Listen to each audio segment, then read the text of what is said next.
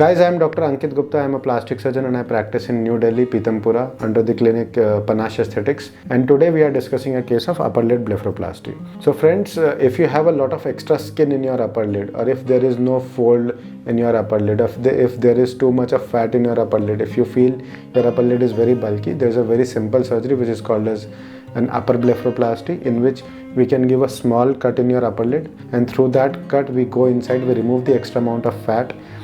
If in case you have extra amount of skin, we trim the extra amount of skin from there, and then we stitch it in a way so that the line lies exactly in the upper lid crease area.